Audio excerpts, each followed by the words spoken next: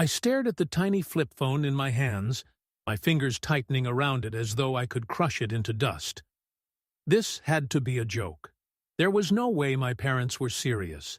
"Okay," I said, forcing a laugh.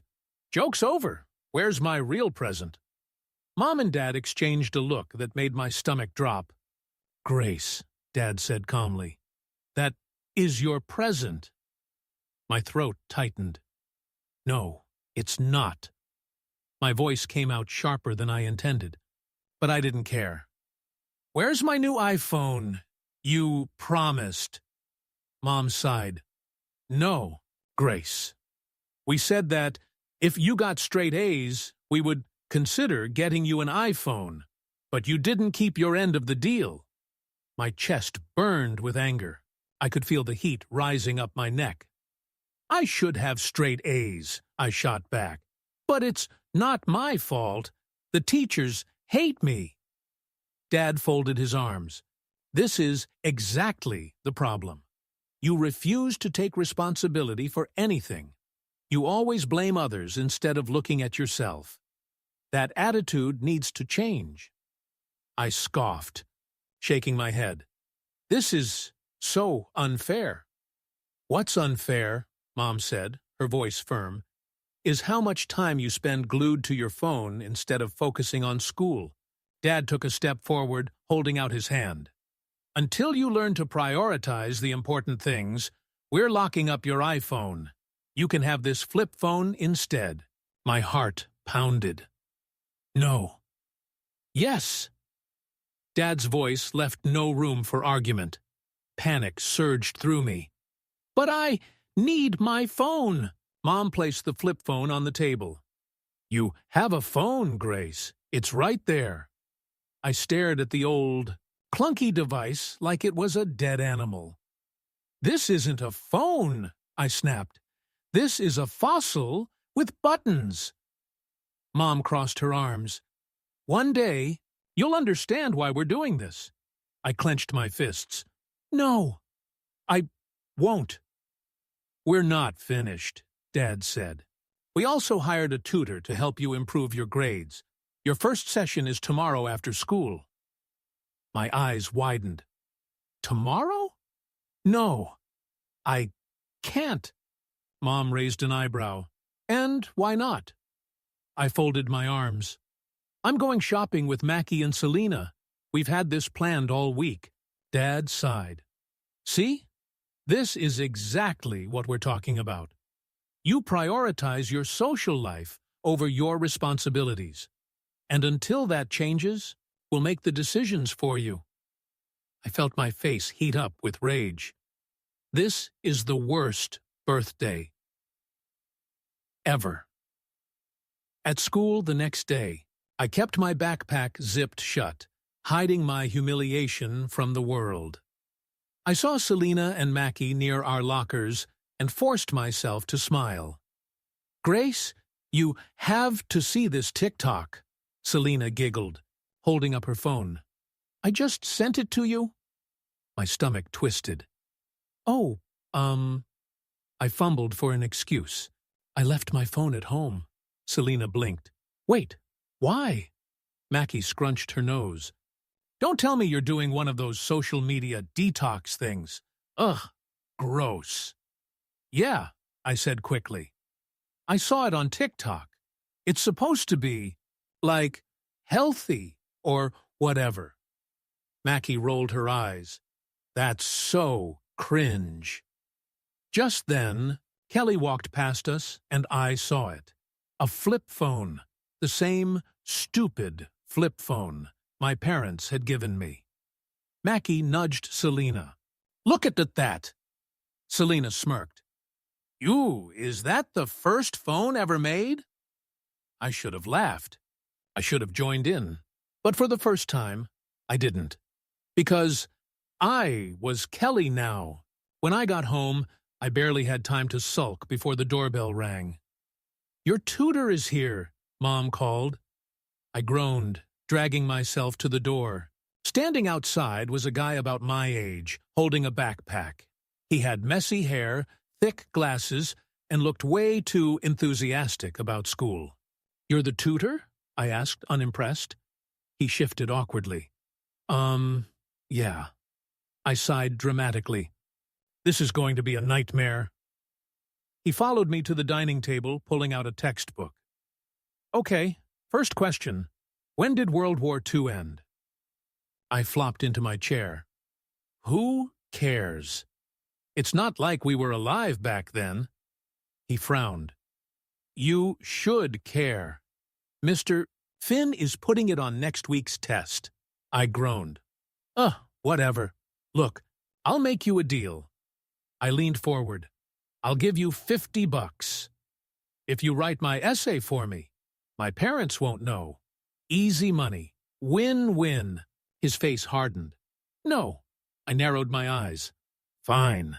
100. He shook his head. No, Grace, it's wrong. I scoffed. Imagine how much easier life would be if people just did things the easy way, instead of working so hard. He looked down. Some people don't have that option. I rolled my eyes. Everyone has that option. They just think they're too good for it. For a second, I thought he was going to argue, but instead, his eyes glistened. Are you crying right now? I blurted. He quickly wiped his face. Sorry, I need this job, but I can't go against my parents' advice.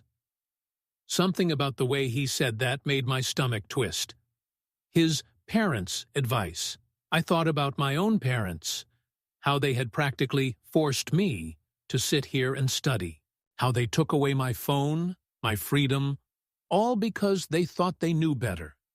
But this guy, he sounded grateful for his parents, like he actually respected them. I didn't understand it. The next day at school, I saw Kelly again. She was sitting alone, staring at her flip phone, her eyes glossy. Something made me walk over. Kelly? She quickly wiped her tears.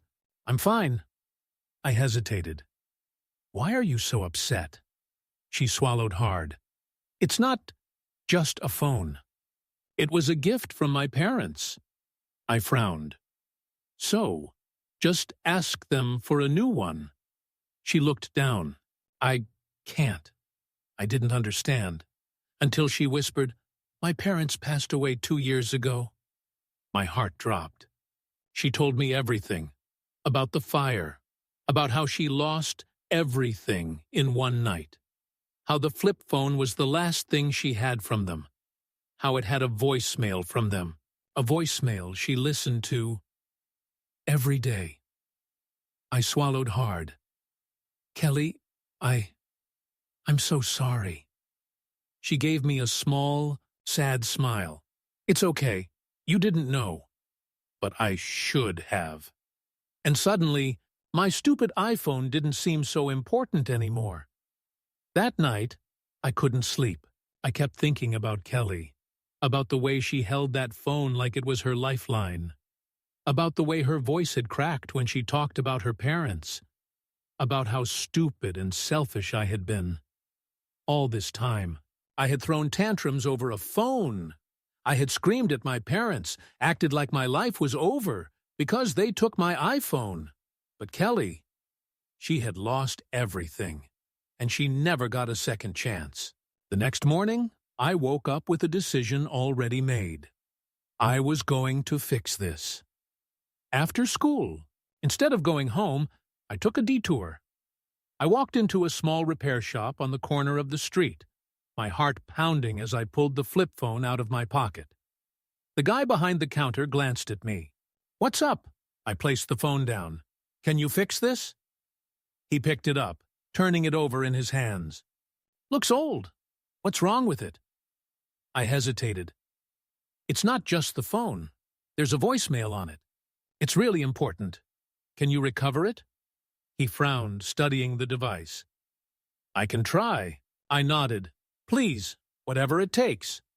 The next day, I found Kelly sitting on the same staircase, looking just as sad as before. I took a deep breath and walked over. Hey. She looked up, startled. Oh, hey, Grace. I hesitated, then pulled out the small box from my bag and handed it to her. She blinked. What's this? Just open it. Slowly, she lifted the lid. Inside was a new flip phone, one that looked exactly like her old one. Her breath hitched. Grace, it's not the same phone, I said quickly, but I got someone to recover the data. I swallowed.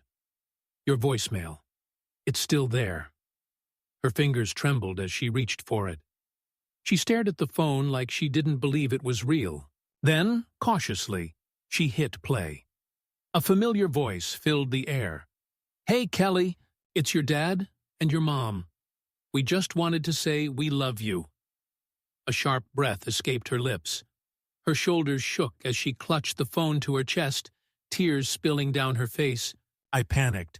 Wait, oh God, are you okay? I didn't mean to. But before I could finish, she threw her arms around me. I stiffened. And then, slowly, I hugged her back. That night when I got home, I did something I never thought I'd do. I sat down at my desk, and I started studying. Not because my parents were forcing me. Not because I wanted my iPhone back, but because, for the first time in my life, I wanted to. Ethan showed up the next day for tutoring, and for once, I was actually ready. He looked surprised when he saw me with my notebook open, already flipping through pages. Are you possessed? He asked, sitting down. I rolled my eyes. Ha ha, very funny, he grinned. No, seriously. Who are you, and what did you do with Grace? I smirked. Maybe I finally realized that failing history isn't as cool as I thought. Ethan chuckled. Good. Now let's get started. And we did. Over the next few weeks, things kept changing. I stopped hanging out with Mackie and Selena as much. They noticed. Grace, Mackie said one day at lunch, what's up with you? I shrugged. What do you mean? Selena frowned. You never reply to our texts anymore. And you ditched our shopping trip last weekend. Yeah, Mackie added. What's going on? Are you, studying now? I hesitated. Yeah, I guess I am. They both stared at me like I had grown another head. You, Selena muttered. Mackie crossed her arms. So what? You're nerdy now, I sighed. No, I realized I need to focus on more important things. Selena scoffed. Like what? School? That's lame. I exhaled slowly. Like real friends. Their faces twisted in offense, but I didn't care, because I knew what real friends looked like now. One day, after class, I found Kelly at her locker. I grinned. Hey, guess what? She turned, raising an eyebrow. What? I held up my graded test. B+, I announced. Her eyes widened. Wait, what? B+, I repeated, grinning like an idiot. She stared at me for a second. Then, to my surprise, she hugged me. I'm so proud of you, she laughed. I rolled my eyes but hugged her back. Yeah, don't make it weird. She just laughed harder. Weeks later, my parents sat me down. Grace, Mom said, smiling. Your grades have improved so much. Dad nodded. And we've noticed how hard you've been working. I shifted in my seat, suddenly nervous. Thanks? Mom slid a small box across the table. I frowned. What's this? Dad chuckled. Why don't you open it? Hesitantly, I lifted the lid. Inside was a brand new iPhone. My breath caught. I looked up at them. Wait. Seriously? Mom nodded. You earned it. I stared at the phone for a long moment. Then, slowly, I smiled. Thanks, Mom. Thanks, Dad. But the funny thing was, for the first time in my life, I realized I didn't need it. And that was the day I knew. I wasn't the same person anymore. And honestly, I was glad. I sat there staring at the new iPhone in my hands, feeling something I never expected. Before, I would have screamed with excitement, immediately setting it up, downloading every app, making sure I had the latest updates, the best case, the perfect selfies. But now, holding it, I realized something. I wasn't rushing to turn it on. I glanced up at my parents, who were watching me with proud smiles, and I felt something even stronger than excitement. Gratitude. Not for the phone, but for what they had done for me. "Thank you," I said, meaning it in a way I never had before. They exchanged a look, surprised at how calm I was. Maybe they expected me to start bouncing off the walls, but instead, I just sat there, taking it in. That night, I texted Kelly from my new phone. Not because I needed to show off, but because I wanted to talk to her. She responded instantly. "Kelly. So, did you get your iPhone back?" "Maybe do, Pete." "Yeah. But guess what?" Kelly. "What?" "Me. I haven't even set it up yet." Kelly. "Who are you, and what have you done with Grace?" I laughed at the message, shaking my head. Maybe I had changed. Maybe that was a good thing. I looked at the phone again, then placed it face down on my desk. For the first time ever, I didn't feel controlled by it. I had finally learned that there were things more important than a screen. Things like people, like effort, like second chances, like knowing that even when things don't go your way, you can always choose to be better. Maybe I wasn't all the way there yet. Maybe I still had things to learn, lessons to face, people to prove myself to. But for the first time in a long time, I felt like I was on the right path. And that was more valuable than any phone. We spend so much of our lives focusing on what we want that we forget to appreciate what we have. We convince ourselves that happiness is just one more thing away. A new phone, a new outfit, a new status. But the truth is, happiness isn't in things. It's in the people around us, the lessons we learn, and the choices we make. Grace learned that the hard way, and maybe we all need a reminder sometimes. Have you ever had a moment where you realized what really matters? Let's talk about it in the comments. What's something you once thought was the most important thing in the world, until you learned it wasn't? Sometimes, the biggest lessons come from the smallest moments.